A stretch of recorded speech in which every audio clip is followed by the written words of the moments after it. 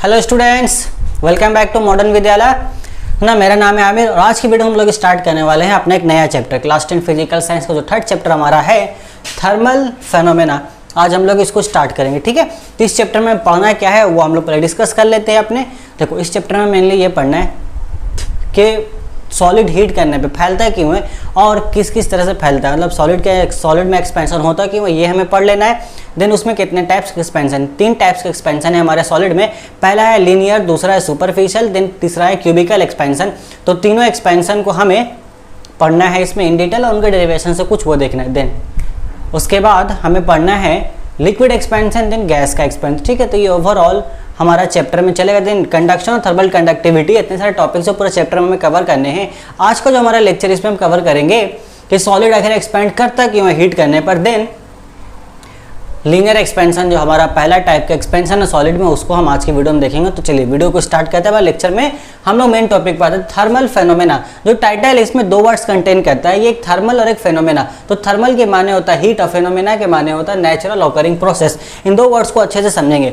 Thermal means heat, यानी कि heat temperature, ठीक है, हो गया। और फेनोमेना के माने नेचुरल ऑकरिंग प्रोसेस, यानी कि ऐसा प्रोसेस जो कि नेचर में खुद ब खुद होता है, जिसको हम अपनी मर्जी से नहीं करा सकते हैं। ऐसा प्रोसेस को हम बोलेंगे नेचुरली ऑकरिंग प्रोसेस। जैसे कि जस्ट फॉर एग्जांपल बारिश को होना। अब बारिश खुद ब खुद होती है, जब उसको होना रहता है वो तभी होती है ना। हम उसको अपनी मर्जी से नहीं करा सकते। अब ऐसे गाना गा के बारिश नहीं करा सकते कि मेरा यार हंस रहा है बारिश की जाए, ऐसे वो बारिश होने वाले नहीं है। उसी बोल देंगे, बोलने से बारिश थोड़ी हो जाएगी, है ना। तो ऐसा प्रोसेस है, ऐसा प्रोसेस, बहुत सारे ऐसे प्रोसेस जो खुद ब खुद नेचर में होती है। अर्थक्वेक एक नेचुरल प्रोसेस है, वो खुद ब खुद आता है आपका। फ्लड है वो नेचुरल प्रोसेस है आपका, एक खुद ब खुद, मतलब डिजास्टर से, नेचुरल डिजास्टर से, बट वो होता खुद ब खुद है। फ्लड पे हमारा अपना कोई कंट्रोल नहीं है। तो ये सारे इस तरह की बहुत सारे प्रोसेसेस में बेस्ट हम एग्जांपल रेन से समझ सकते हैं कि बारिश का जो हमारा प्रोसेस है ये भी हमारा एक नेचुरली प्रोसेस है, जो कि हमारा क्या है, फेनोमेना है। तो ठीक है, हम लोग इसी तरीके से सॉलिड को जब हम हीट करते हैं तो वह एक्सपैंड करता है, और इसी चीज़ को हमें इस चैप्टर में पढ़ना है कि सॉलिड को हीट करेंगे तो एक्सपैंड करेगा। ये एक नेचुरल फेनोमेना है। नेचुरल फेनोमेना है कि सॉलिड को अगर हम हीट करेंगे तो वो फैलेगा ही फैलेगा, वो एक्सपैंड करेगा। सिर्फ सॉलिड ही नहीं, मैटर के जो 3 स्टेट्स जो हमें पढ़ने हैं, मैटर के एक्चुअली 12 स्टेट्स अभी एट प्रेजेंट पूरे यूनिवर्स में पाए जाते हैं, बट हमें सिर्फ अभी 3 पर फोकस करना है क्लास 10 के पॉइंट ऑफ व्यू से। सबसे पहला हमारा लिक्विड है, गैस है, देन सॉलिड है। तो तीनों स्टेट्स जो मैटर के हैं, हम लोग अगर हीट करेंगे, तीनों में किसी को भी टेम्परेचर प्रोवाइड करेंगे तो वो क्या होगा, वो एक्सपैंड करेगा। तो क्यों एक्सपैंड करता है ये देखना। ये तो समझ में आया कि जो एक्सपैंड कर रहा है ये एक नेचुरल फेनोमेना है। मतलब हम अगर हीट करेंगे तो मैटर हमारा एक्सपैंड करेगा ही करेगा, वो हीट मिल करके एक्सपैंड करता है। बट क्यों करता है, जैसे बारिश होती है तो क्यों होती है, कैसे होती है तो नेचुरल प्रोसेस, बट क्यों और कैसे होती है ये हम जानते हैं। उसी तरीके से हीट करने से हमारा सॉलिड मैटर एक्सपैंड करेगा, ये हम जानते हैं, बट क्यों करेगा और कैसे करेगा। तो देखिए, जो मैटर्स इसमें हमारे मॉलिक्यूल्स पाए जाते हैं, मॉलिक्यूल्स मिलकर के ही एक डिफिनिट शेप में आते हैं तो वो सॉलिड बनता है। उससे थोड़ा सा अगर दूर दूर जाएंगे मॉलिक्यूल्स तो लिक्विड का शेप होता है, और मॉलिक्यूल्स अगर बहुत ज़्यादा ही दूर चले जाते हैं तो हमारा वो गैसियस शेप ले लेते हैं, कि गैस का फॉर्म में आ जाता है। गैस का अपना कोई डिफिनिट शेप नहीं है। तो होता क्या है, जब हम हीट करते हैं किसी भी मैटर को, तो जो मॉलिक्यूल्स को जब हीट मिलती है तो मॉलिक्यूल्स की काइनेटिक एनर्जी बढ़ जाती है, और मॉलिक्यूल्स और तेज रफ्तार से रैंडमली मूव करने लगते हैं, दूर दूर एक दूसरे से दूर जाने लगते हैं, हैंस गैस एक्सपैंड होने लगता है। समझ रहे हैं बात मेरी। हम जानते हैं कि मॉलिक्यूल्स जो है वो रैंडम मोशन में होता है, हमेशा रैंडम मोशन में वो होता ही होता है, और जब हम उसको हीट करते हैं तो उसका रैंडम मोशन और ज़्यादा इंक्रीज हो जाता है। ये हमने बहुत अच्छे से समझा था बॉयल्स लॉ, हमारे बिहेवियर और गैस के चैप्टर में, जो कि चार्ल्स लॉ में था। उसमें गैसेस एक्सपेंशन को जो समझाया था चार्ल्स लॉ ने, कि जब हम हीट करते हैं तो गैस के मॉलिक्यूल्स और ज़्यादा दूर जाने को, एक दूसरे से और ज़्यादा दूर जाने की कोशिश करते हैं, और इसी तरह दूर जाने का मतलब कि एक्सपेंड कर रहे हैं। तो इसको अगर साइंटिफिकली मेन रीजन देखा जाए तो होता ही है कि जब हम हीट करते हैं किसी भी मैटर को तो मॉलिक्यूल्स के बीच का जो इंटरमॉलिक्यूलर फोर्स है वो वीक हो जाता है, और इंटरमॉलिक्यूलर स्पेस इसकी वजह कर बढ़ जाता है। उनके बीच में जो फोर्स है, बहुत अच्छे से उनके बीच में फोर्स था, बट जब हम हीट करने लगे तो उनका जो फोर्स था वो आपका कमजोर होने लगता है। यानी कि हीट करने से इंटरमॉलिक्यूलर फोर्स उनका वीक हो रहा है। जब इंटरमॉलिक्यूलर फोर्स वीक होगा तो जाहिर सा बात है कि इंटरमॉलिक्यूलर स्पेस बढ़ेगा ही बढ़ेगा, हेंस हमारा सॉलिड एक्सपैंड करता है। इसी चीज को मैंने यहाँ पे लिखा है आपका ऑन हीटिंग, है ना। इसको देखिए, on heating the intermolecular force became week and intermolecular space increases, hence matter expends. तो मैटर का एक्सपेंड होने का रीजन समझ में आया क्या है, कि अगर हम हीट करेंगे तो मॉलिक्यूल्स के बीच की जो इंटरमॉलिक्यूलर फोर्स है वो कमजोर हो जाती है, और मॉलिक्यूल्स और ज़्यादा रैंडमली एक दूसरे से दूर भागना शुरू कर देते हैं, है ना। अब आप ही सोचो ना, आपको अगर हीट मिलेगा, इसने गर्मी का मौसम अभी है, आप अगर बढ़िया से रूम में बैठे हुए हो और बढ़िया से पंखा वगैरह चल रहा है, कूलर वगैरह, आप आराम से थे, आप आराम कर रहे थे, अचानक लाइन चली जाती है तो कैसा फील होता है उस वक्त। आप अचानक भागते हो उस जगह से ना, उस एरिया को छोड़ करके आप भागने की कोशिश करते हो दूसरे की तरफ जहाँ पर आपको रिलैक्स मिले, उस ठंडी जगह पर। तो मॉलिक्यूल्स को भी आप हीट करोगे तो उनकी भी जिंदगी चैन और सुकून से कट रही थी और आपने उसको हीट कर दिया। उन बेचारों को समझ ही नहीं रहा मेरे साथ हुआ क्या है, तो वो भी भाग रहे हैं, दूर दूर भाग रहे हैं। और क्या करेंगे, भाग रहे हैं कि हमें कोई सुकून की जगह में, ठंड जगह मिले। तो ठीक जिंदगी हमारी थी, बट किसी ने आके हमारी जिंदगी झंड कर दी। किसने झंड की? आप ही झंड की, तो आप ही ने तो हीट दिया उसको। ठीक है, यहाँ तक समझ में आया। मेन मुद्दा क्या था भाई, हीट करेंगे इंटरमोलिकुलर फोर्स वीक होगा एंड देन इंटरमोलिकुलर स्पेस बढ़ेगा एंड हेंस मैटर्स एक्सपेंड्स। हो गया। देन तो सॉलिड में हमारा 3 टाइप्स का एक्सपेंशन, एक हमारा लीनियर एक्सपेंशन, एक है सुपरफिशियल एक्सपेंशन, तीसरे नंबर पर हमारा आता है क्यूबिकल एक्सपेंशन और उसको वॉल्यूमेट्रिक एक्सपेंशन भी हम बोलते हैं। देन जो हमारा लीनियर एक्सपेंशन है वही हम आज के लेक्चर में कवर करेंगे, बाकी दोनों को हम लोग अब अगले लेक्चर में कवर करेंगे। लेक्चर छोटा छोटा बनाया जाएगा कि ताकि आपको देखने में आसानी हो। तो आज का टॉपिक है हमारा लीनियर एक्सपेंशन। यहाँ नाम में जो वर्ड लीनियर है इसको थोड़ा अच्छे से समझेंगे। लीनियर यानी कि एक डायमेंशन में, एक ही डायरेक्शन में, ठीक है। इसको आप लेंथ से रिलेट करो सीधा सीधा। हमारे पास 3 डायरेक्शन है, ऐसे देखा जाए तो X axis, Y X, Z axis, ये 3 एक्स है, ये हमारे पास 3 डायरेक्शन है। एंड देन डायमेंशन देखा जाए तो 3 डायमेंशन भी, एक लेंथ, एक ब्रेथ और एक हाइट का। तो सॉलिड के पास, बहुत सॉलिड के पास सिर्फ लेंथ होता है, बहुत सॉलिड ऐसे हैं जिनके पास लेंथ और ब्रेथ दोनों है। तो जब लेंथ और ब्रेथ दोनों साथ में आते हैं तो क्या होता है कि एक एरिया का फॉर्म होता है, एक एरिया बनता है। तो जब लेंथ और ब्रेथ साथ आएंगे, एक एरिया बनेगा, तो उस केस में जो हमारा एरिया में जो एक्सपेंशन होता है उसी को हम लोग बोलते हैं सुपरफिशियल, जो कि हमारा सरफेस वर्ड से बनाया गया, superficial expansion. Then length breadth height तीनों आता है तो हमारा वॉल्यूम कंटेंट कहने लगता है सॉलिड। तो जब हम ऐसा किसी सॉलिड को हीट करेंगे जिसके पास लेंथ, ब्रेथ और हाइट तीनों है, तो वहां पे हमारा क्या एक्सपेंड होगा? वॉल्यूम एक्सपेंड होगा। तो लीनियर एक्सपेंशन को हम ऐसा डिफाइन कर सकते हैं कि किसी सॉलिड को हीट करने पर उसके लेंथ में जो इंक्रीमेंट होता है उसी को हम बोलेंगे लीनियर एक्सपेंशन। अगर किसी सॉलिड को हीट करने पर उसका लेंथ इंक्रीज हो रहा है, उसका लेंथ एक्सपेंड कर रहा है, तो उसको हम क्या बोलेंगे? Linear expansion. एक ही डायरेक्शन में हमारा वो एक्सपेंड करेगा। ऐसा हमारा एक रॉड था इतना बड़ा, उसको हमने हीट दिया, वो एक्सपेंड हो गया थोड़ा सा, इतना पहले इतना था अब इतना हो गया। तो ये क्या हुआ? लेंथ वाइज एक्सपेंड हुआ। जब लेंथ वाइज ऐसे एक्सपेंड होता है तो इसी एक्सपेंशन को बोलेंगे हम लीनियर एक्सपेंशन। इससे रिलेटेड एक छोटा सा डेरिवेशन हमारे किताब में है, उसको देख लेते हैं ना। इसमें कुछ एक्सपेरिमेंटल डाटा है, इस डेरिवेशन के डिटेल में हमें नहीं जाना है। इसमें हमारा एक्सपेरिमेंटल डाटा जो लैब में करके लिया गया है वो हमें दिया गया है, भाई उसको लीजिए, उसको याद कीजिए, बस उसको समझिए। आइए देखिए वो क्या है। देखिए यहाँ माना गया है कि एक हमारे पास इतना बड़ा एक रॉड था जिसका लेंथ हमने मान लिया L1। देखो ये रॉड एक्सपेरिमेंटली, ये रॉड जो लिया गया वो काफी ठीक लिया गया, एकदम महीन पतला लिया गया है ना। ऐसा पतला रॉड लिया गया जिसमें सिर्फ हमारा लेंथ हो, उसका जो ब्रेथ हो एकदम नेग्लिजिबल हो, कि ताकि हमें सिर्फ और सिर्फ लीनियर एक्सपेंशन यानी कि उसके लेंथ में एक्सपेंशन देखने को मिले। बट आपको विजुअलाइज कराने के लिए यहाँ पर हमने थोड़ा सा इसको मोटा बनाया है ना, सिर्फ विजुअलाइज कराने के लिए कि आपको दिखे। अगर मैं काफी पतला इसको बना देता हूं तो आपको विजुअलाइज नहीं होगा। मैंने आपको विजुअलाइज कराने के लिए ये अपना लिया है।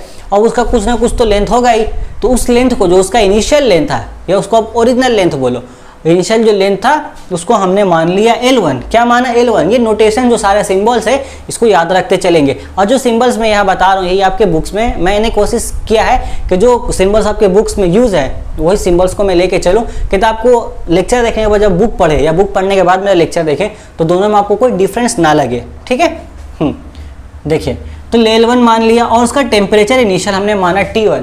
देखिए तो हर बॉडी का ना अपना कुछ ना कुछ टेम्परेचर होता है इनिशियली। हमारा ह्यूमन बॉडी का अपना नॉर्मल टेम्परेचर है 98 डिग्री फ़ारेनहाइट। 98 डिग्री फ़ारेनहाइट हमारे ह्यूमन बॉडी का एक नॉर्मल टेम्परेचर है। अगर इससे ज़्यादा टेम्परेचर होता है तो वो कंडीशन हमारा बुखार कहलाता है, और उससे कम टेम्परेचर तो वो कंडीशन हमारा सर्दी कहलाता है कि ठंड लग गया है। ठीक है, तो हर बॉडी का अपना कुछ ना कुछ टेम्परेचर है। जो रॉड हम एक्सपेरिमेंट के लिए ले रहे हैं उसका भी अपना कुछ ना कुछ टेम्परेचर जरूर होगा। तो उस टेम्परेचर को हमने मान लिया T1। हम यहाँ कोई न्यूमेरिकल वैल्यू डिनोट नहीं कर रहे हैं, हम एक सिंबल ले रहे हैं। हम सिंबल इसलिए लेते हैं एक्सपेरिमेंट में कि हमारे पास एक जनरल एक्सप्रेशन आ जाए और उस जनरल एक्सप्रेशन को हम किसी भी वैल्यू में उससे हम किसी भी वैल्यू को निकाल सकते हैं। ये मेन रीजन होता है जनरल हमारा सिंबल्स यूज करने का।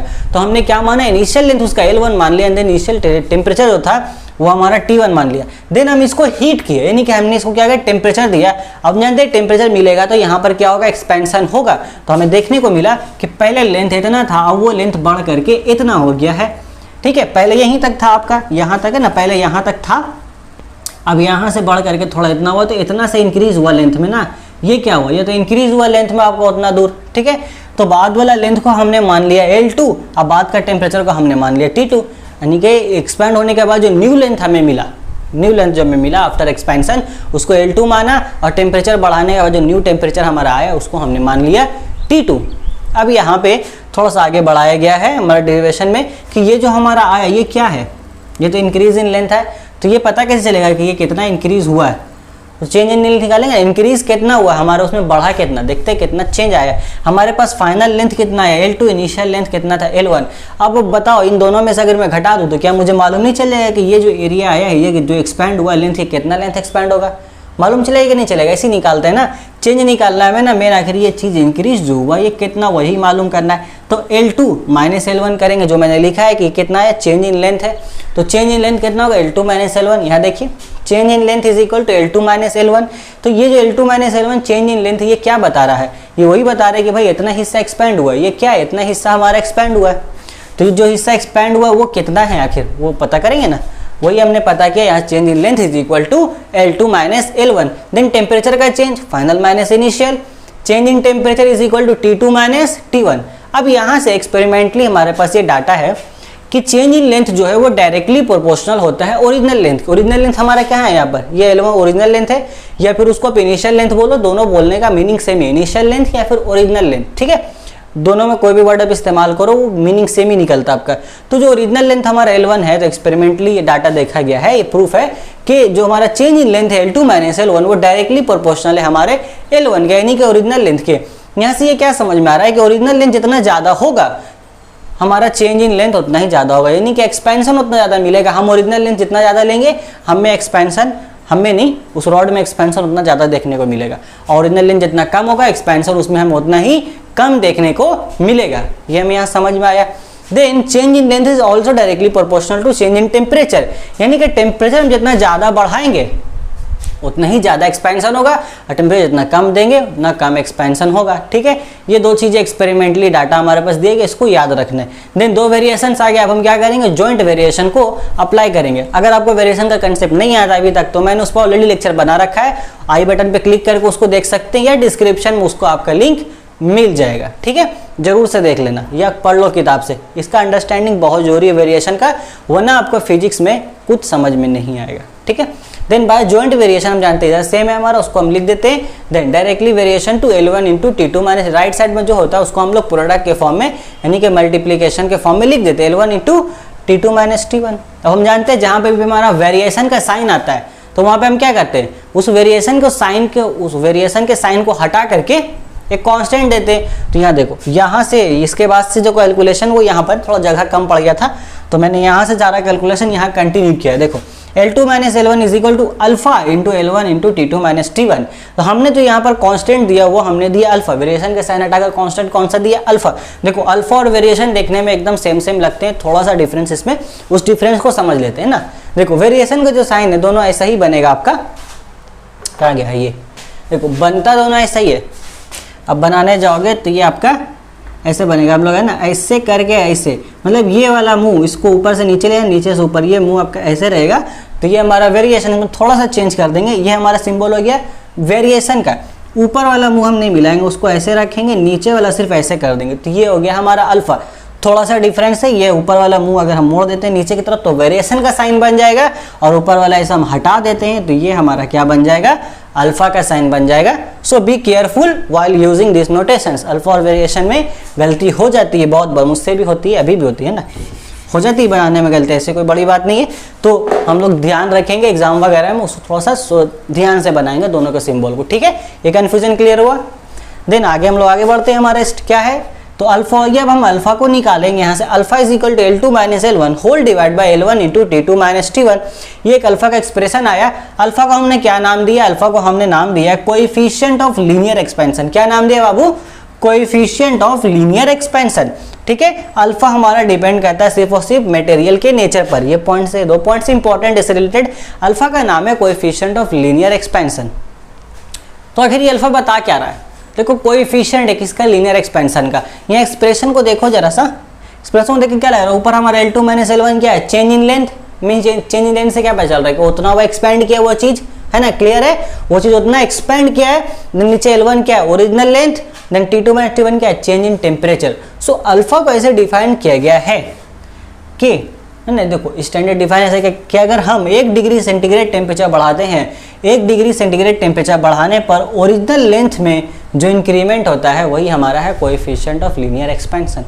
देखो मान लो ये हमारा रॉड है ना, इसको अज्यूम करो जस्ट इतना बड़ा हमारा ये रॉड है, ठीक है। इसका अपना कुछ इनिशियल टेम्परेचर है कि नहीं, अपना कुछ ना कुछ इनिशियल टेम्परेचर है इसका। अब इसके टेम्परेचर ना मैंने 1 डिग्री सेंटीग्रेड टेम्परेचर बढ़ा दिया, मान लो इसका अपना इनिशियल टेम्परेचर 5 डिग्री सेंटीग्रेड था, इस 5 डिग्री सेंटीग्रेड में मैंने 1 डिग्री सेंटीग्रेड बढ़ा दिया, मतलब फाइनली हमारा टेम्परेचर कितना, 6 डिग्री सेंटीग्रेड। तो इस 1 डिग्री सेंटीग्रेड टेम्परेचर को इसमें बढ़ाने से इसमें जो लेंथ का इंक्रीमेंट होगा इस रॉड में, उसी इंक्रीमेंट को हम बोलेंगे कोएफिशिएंट ऑफ लीनियर एक्सपेंशन, जिसको हमने अल्फा से डिनोट किया है। By rising 1 degree centigrade temperature the change in unit length और in original length is known as coefficient of linear expansion which is denoted by alpha. समझ में आया। 1 degree centigrade temperature बढ़ाने पर सॉलिड के लेंथ में जो इन सॉलिड के ओरिजिनल लेंथ में जो लीनियर एक्सपेंशन होता है उसको हम बोलते हैं अल्फा। अल्फा हमारा डिपेंड करता है नेचर ऑफ मटेरियल पर। यहाँ एक्सप्रेशन अगर देखेंगे तो शायद एक्सप्रेशन देख के ऐसा लगता है कि लेंथ का वैल्यू चेंज होने पर अल्फा का वैल्यू चेंज होगा और टेम्परेचर चेंज करने से अल्फा का वैल्यू चेंज होगा, बट ऐसा नहीं है। आपका लेंथ और टेम्परेचर पे अल्फा का वैल्यू डिपेंड नहीं करता, अल्फा का वैल्यू डिपेंड करता है क्योंकि ये लेंथ तो हमारा वेरी करेगा ना, हम किस लेंथ का ले रहे, हम कितना लेंथ का, देखो हम जितना लेंथ का, यहाँ पे ये चेंज क्या बात, चेंज किस पर डिपेंड करता है, ओरिजिनल लेंथ पर। तो हम जितना लेंथ का, हम जो भी ओरिजिनल लेंथ हम जैसा लेंगे उसी हिसाब से हमें एक्सपेंशन देखने को मिलेगा, और जिस हिसाब से हम टेम्परेचर को वेरी कराएंगे उसी हिसाब से हमें एक्सपेंशन देखने को मिलेगा। तो जो एक्सपेंशन वो टेम्परेचर ओरिजिनल लेंथ पर डिपेंड कर रहा है, बट अल्फा का वैल्यू उस पर डिपेंड नहीं कर रहा है, क्योंकि हम 1 डिग्री सेंटीग्रेड टेम्परेचर के देते हैं तो आयरन में कुछ अलग एक्सपेंशन होगा, और वही डिग्री सेंटीग्रेड अगर हम ब्रास के रॉड में देते हैं तो उसमें कुछ अलग एक्सपेंशन होगा। यानी कि 1 डिग्री सेंटीग्रेड टेम्परेचर का अमाउंट सेम रखते हैं तो आयरन में हमें कुछ अलग अमाउंट देखने को मिलेगा, आयरन कुछ ज़्यादा फैलेगा, ब्रास थोड़ा सा उससे कम फैलेगा।